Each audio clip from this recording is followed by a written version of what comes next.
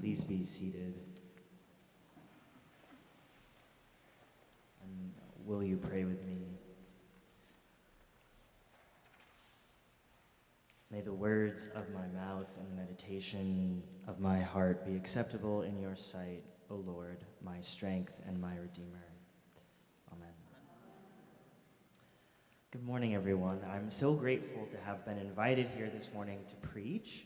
I'm spending the fall looking into the history of the Episcopal Diocese of Massachusetts by tracing the sources of wealth that funded it before slavery was abolished in Massachusetts in 1783. And to do this, I'm visiting historical archives to look at primary sources from the 19th century.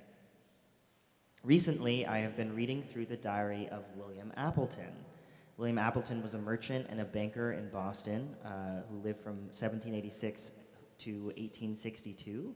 He was also in the House of Representatives from Massachusetts on 2 occasions, and he was one of the wealthiest parishioners of St. Paul's Cathedral in his time. He made several important donations to the Episcopal Church. He endowed and built St. Stephen's Chapel, he endowed the Episcopal City Mission, and he fundraised for the Episcopal Theological Seminary.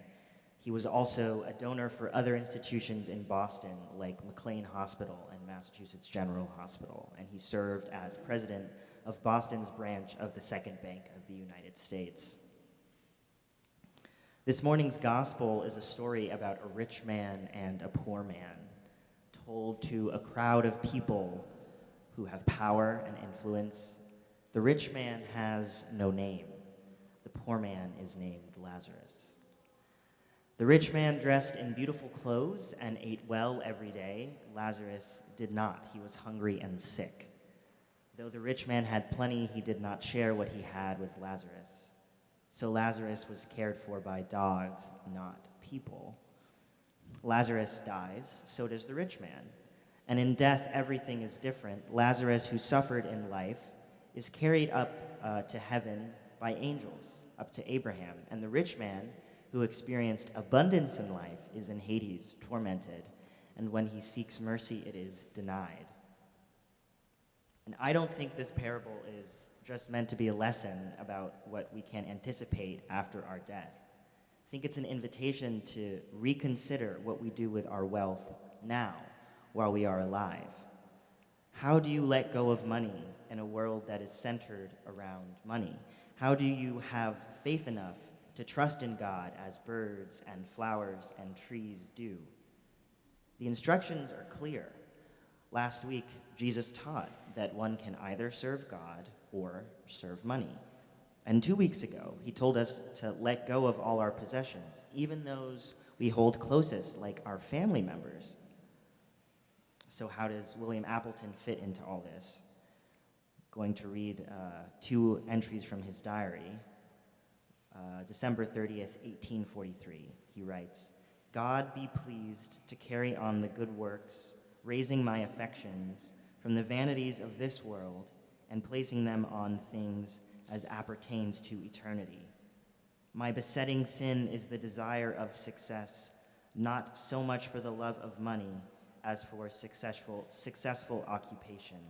In other words, it is pride."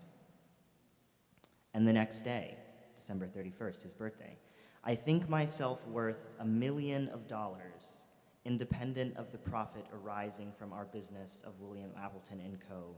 We have 3 ships now on voyages to Canton. I do not expect much from them. In fact, I should as soon be without the interest in them. I look forward to an active business the ensuing year. I expect much speculation in manufacturing stocks. I think they will advance 10% and earn more money than for several years. Cotton will value much above the prices of the last year, but heavy losses will ensue from the shipments." Appleton seemed to understand the weight that such a fortune impressed on his soul. Not just here, but throughout the diary, he's self-reflective about his wealth, and he asks for God's help in turning from the earthly to the eternal. But it will be just a few sentences after he's acknowledged his pride that he describes his excitement about the anticipated success of his business in the coming year. Making money to give some away was the way that Appleton understood service to God. And this is complicated because Appleton's fortune was tied up in the sale and manufacturing of cotton. It depended upon the booming economy of large-scale agricultural planting in the South. By the 1840s, the South grew 60% of the world's cotton and 70% of the cotton used in the British textile industry. And this accumulation of wealth and resources was only possible because of the enslaved Africans whose labor made cotton into a cash crop. Without Appleton's wealth earned during the 1840s, there's no St. Stephen's, there's no Episcopal City Mission, there's no Episcopal Theological Seminary, there's no Massachusetts General Hospital, there's no McLean.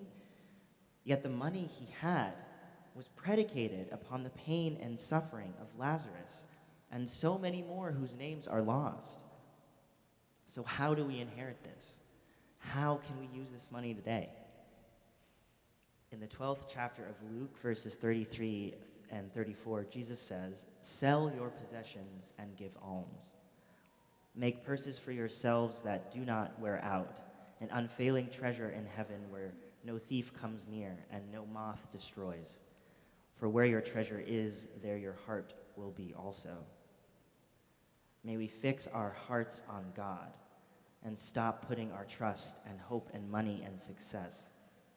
Instead, let us fill our purses with the love of communities like this one.